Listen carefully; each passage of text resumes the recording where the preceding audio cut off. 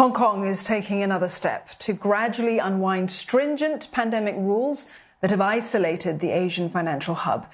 It is, at long last, cutting its hotel quarantine duration for incoming travellers to 3 days from 7 days. That's starting this Friday. Now, people in quarantine will be issued a red code on a government-mandated mobile app, and this will change to a yellow code once they leave quarantine.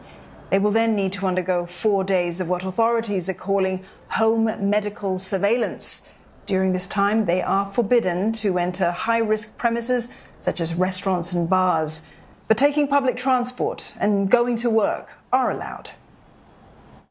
The main purpose is, while we can control the threat to public health, we want also to ensure that societies can have the maximum degree of economic and social activities so that society can go about as normal as possible and the competitiveness of Hong Kong can be maintained.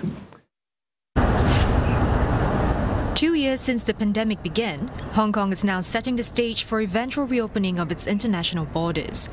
That represents a major policy U-turn from the government, which has been prioritizing reopening borders with mainland China since last year. It's a decision largely driven by a struggling economy, made worse by recent US federal hikes. The Hong Kong dollar has been pegged to the US dollar since 1983. So the export performance of Hong Kong will naturally be affected. But on the other hand, if the COVID situation is largely under control, private consumption with the launch of the second phase of the consumption voucher will have increased momentum in the second half of this year. Mr. Chan acknowledged that strict quarantine rules were the city's most critical constraint as it tries to bounce back from the economic fallout. But it does beg the question if the decision comes a little too late for the financial hub. Ultimately, you still need the people to step foot. Greater number of tourists, either for business or for leisure, to come through to help the broader economy. The weakness on the labour market, the pressure coming through currently still from rising prices, could see economic activities being pulled back further. Every little thing that can help support economic activities at the most basic level goes some way. While Hong Kong has never explicitly said that it will treat the virus as endemic, recent policy changes have certainly pivoted away from China's zero-COVID strategy. Now, it has allowed non-residents access the first time in 2 years, and in early July, suspended its flight ban mechanism. But others believe Hong Kong has the resources to cut quarantine altogether, even as COVID cases in hospitals continue to rise. That's because strict regulations are still in place. Workplaces and schools, for example, require routine testing, and close contacts need to be isolated. Masking remains mandatory throughout the city.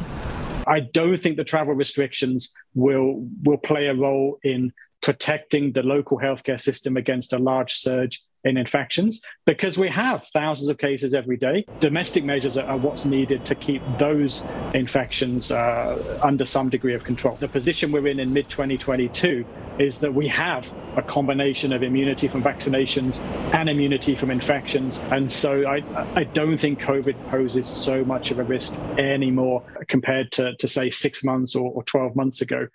But ultimately, Hong Kong's reopening plans need to be in tandem with public health policies.